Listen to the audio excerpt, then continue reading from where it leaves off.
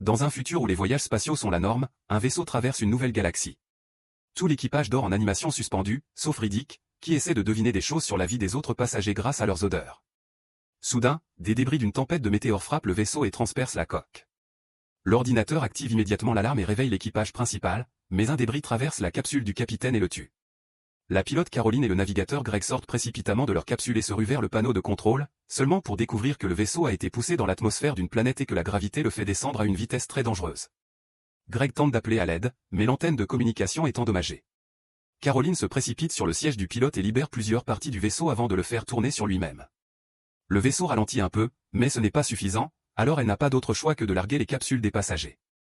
Quand Greg comprend ce qu'elle veut faire, il bloque les sas. Caroline fait de son mieux pour stabiliser le vaisseau alors qu'il commence à se désintégrer et qu'un morceau de métal brise la vitre avant. Finalement, le vaisseau atterrit sur la planète et glisse sur le sol sur plusieurs kilomètres, perdant encore plus de pièces. L'agent de police William sort de sa capsule pendant l'atterrissage et doit s'accrocher fermement pour ne pas tomber à travers les murs en ruine. Quand le vaisseau s'arrête enfin, l'équipage quitte les capsules et découvre qu'il n'y a que quelques survivants. William remarque qu'il a perdu son arme et retourne dans sa capsule pour la chercher, seulement pour être attaqué soudainement par Riddick.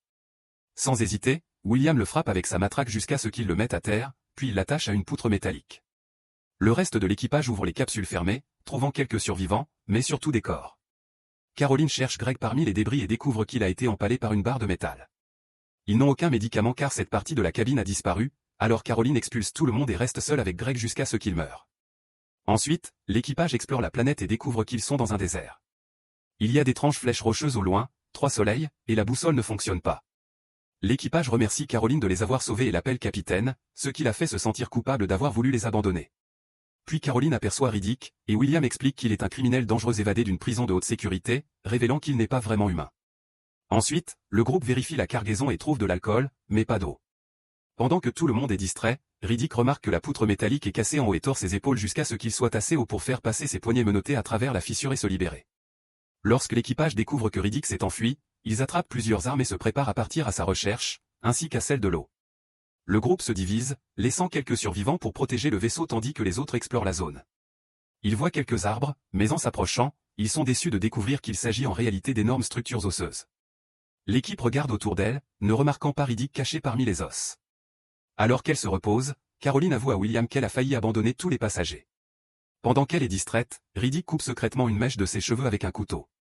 Après que les 3 fils d'Abu trouvent un robot jouet enterré dans le sable, le groupe atteint une colonie humaine abandonnée pleine de pots et de cruches, ce qui signifie qu'il y avait de l'eau ici autrefois. Caroline trouve un modèle du système solaire de cette planète et apprend qu'en raison de la position des 3 soleils, cet endroit ne connaît jamais la nuit.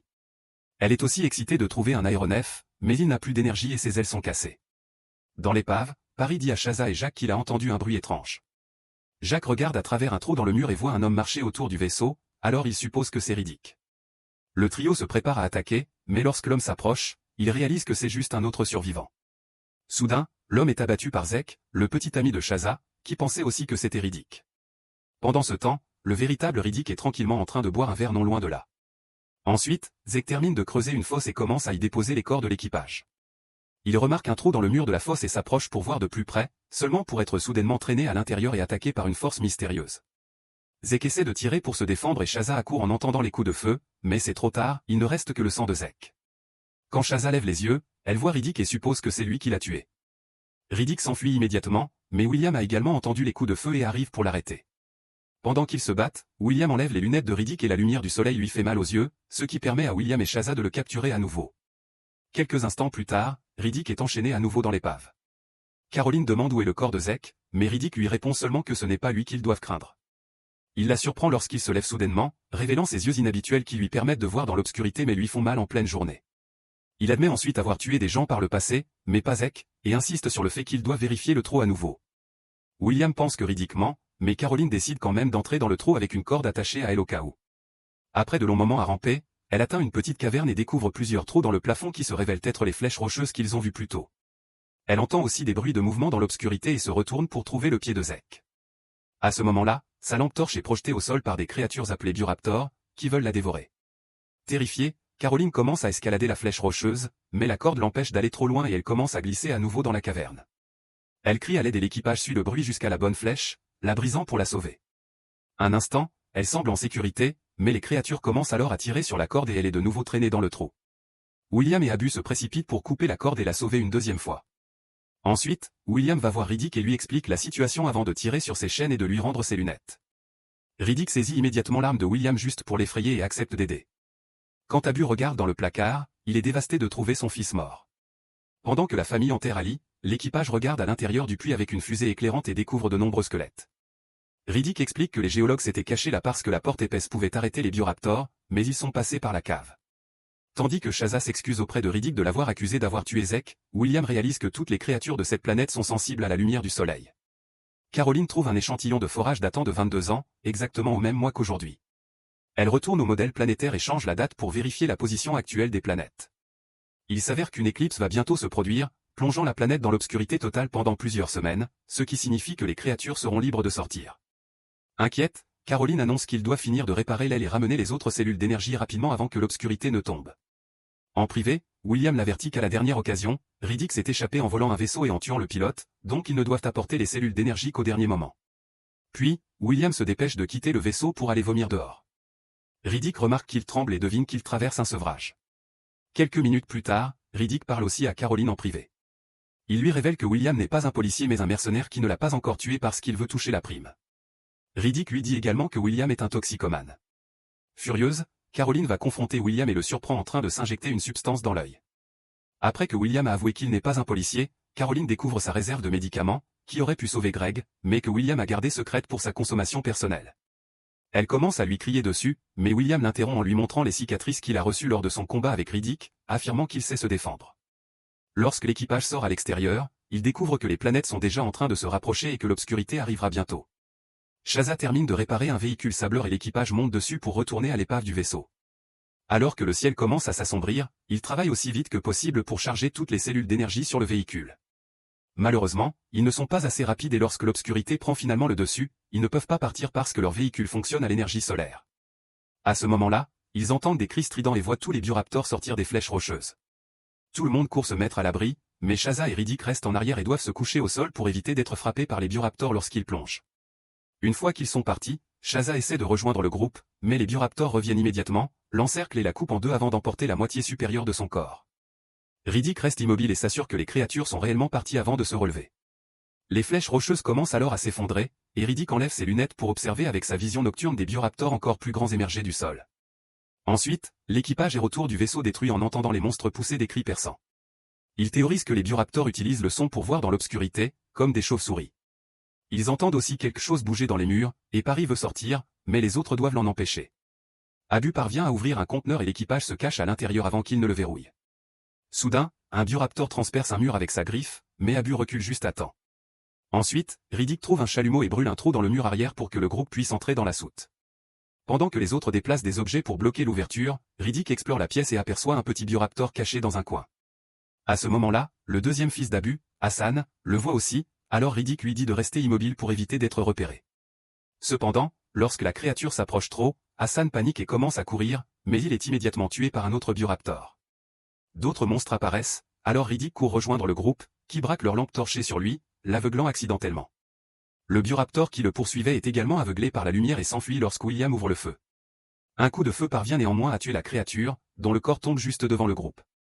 Il remarque alors que la lumière brûle la peau des bioraptors. Par la suite, l'équipage discute de la suite du plan.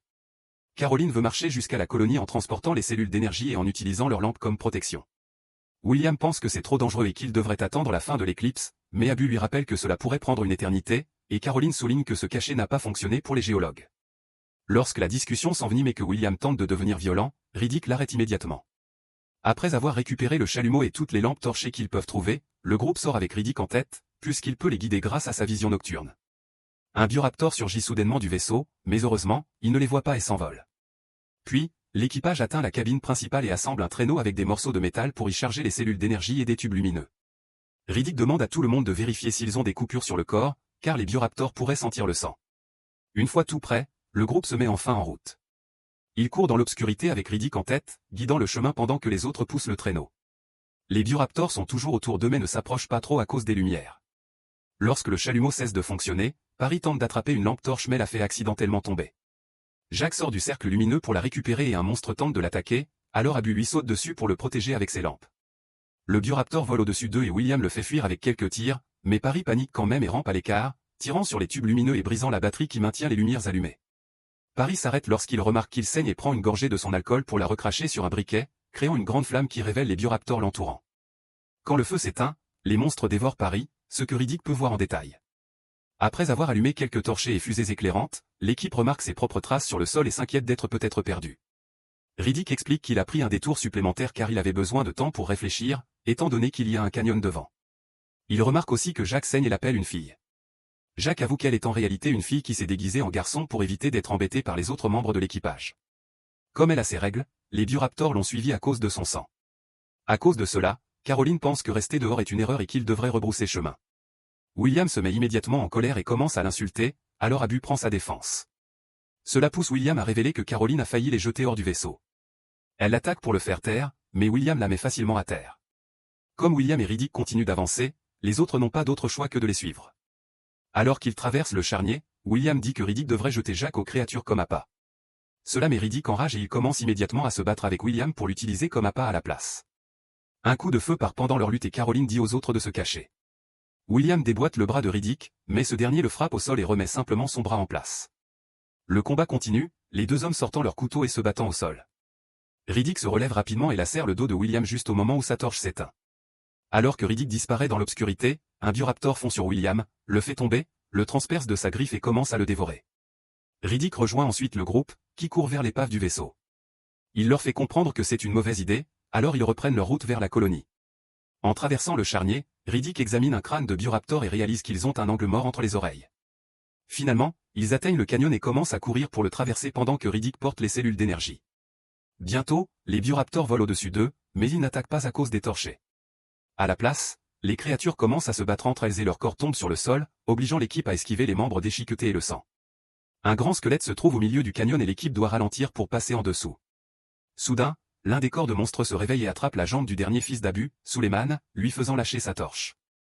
Abu s'accroche à Suleiman et, quand les torchets effraient le bioraptor, il parvient à tirer le garçon en arrière. Suleiman a maintenant une blessure qui saigne et doit être bandée. Pendant ce temps, Riddick continue d'avancer et Jack essaie de lui dire d'attendre. À ce moment-là, un autre bioraptor plonge et capture Jack sous des ossements. Caroline tente de brûler la créature avec sa lampe torche, mais la queue du bioraptor la frappe et elle la fait tomber. Riddick revient enfin et attrape les pattes de la bête tout en esquivant ses tentatives de le mordre. Quand une ouverture se présente, il sort son couteau et la tue rapidement. L'équipe peut maintenant continuer à avancer, bien que Suleiman ait du mal à courir et qu'Abu doive l'aider. Pour aggraver les choses, il commence à pleuvoir, ce qui éteint la plupart de leurs torchets. Alors que Jack et Caroline essaient de protéger la dernière flamme, un bioraptor surplombant le canyon tend sa queue et kidnappe Suleiman, laissant Abu sans famille. Riddick trouve alors une grotte dans la paroi du canyon et y fait entrer Caroline, Jack et Abu avec la dernière flamme, avant de bloquer l'entrée avec une pierre et de repartir avec les cellules d'énergie. Tandis que Riddick atteint la colonie et active le vaisseau spatial, le trio dans la grotte s'inquiète en entendant les créatures et en voyant leurs flammes s'éteindre. Heureusement, la grotte est remplie de limaces lumineuses, alors il les place dans des bouteilles pour créer de nouvelles torchets. Pensant que Riddick va les abandonner, Caroline quitte la grotte et le trouve dans le vaisseau, juste avant qu'il ne décolle. Riddick refuse de l'aider à sauver les autres et lui propose de fuir ensemble. Furieuse, Caroline le plaque au sol et lui rappelle qu'elle est la capitaine. Riddick la maîtrise facilement et lui presse un couteau contre la gorge, exigeant de savoir si elle mourrait pour Jack et Abu. Caroline répond « oui », sans hésitation. Dans la grotte, Abu et Jack voient la pierre bouger et pensent que c'est fini, mais ce sont en réalité Riddick et Caroline qui viennent les sauver. Sans les cellules, le groupe peut courir plus vite à travers le canyon, bien qu'il reste encore quelques bioraptors au sol. Riddick leur fait se tenir par la main et continuer à courir, car les monstres s'envolent dès qu'ils voient les torchets. Caroline, Abu et Jack atteignent bientôt la colonie et se précipitent dans le vaisseau. Cependant, Riddick glisse dans la boue en les aidant et reste en arrière. Un bioraptor le suit jusqu'à la colonie, et Riddick se retrouve face à face avec lui. En suivant ses mouvements, il parvient à rester dans son angle mort et à ne pas être vu. Malheureusement, un second bioraptor apparaît derrière lui, le piégeant. Abu pense qu'ils doivent déjà partir, mais Caroline hésite. Quand elle entend Riddick crier, elle suit le bruit et le trouve grièvement blessé au sol. Il peut à peine bouger, mais Caroline refuse d'abandonner et essaie de l'aider. Alors qu'ils sont sur le point de s'échapper, un bioraptor la transperce par derrière et l'emporte. Riddick s'effondre en hurlant de douleur. Quelques minutes plus tard, Riddick est dans le vaisseau avec Abu et Jack. Il active tous les moteurs, puis les éteint soudainement. Une horde de bioraptors s'approche de l'appareil, et Riddick attend qu'il soit suffisamment prêt avant de rallumer les moteurs, brûlant ou écrasant tous les monstres en une seule manœuvre. Alors que le vaisseau atteint l'espace, Jack demande à Riddick ce qu'ils vont dire aux autorités plus tard. Il répond que Riddick est mort quelque part sur la planète, sous-entendant qu'il est redevenu un être humain compatissant.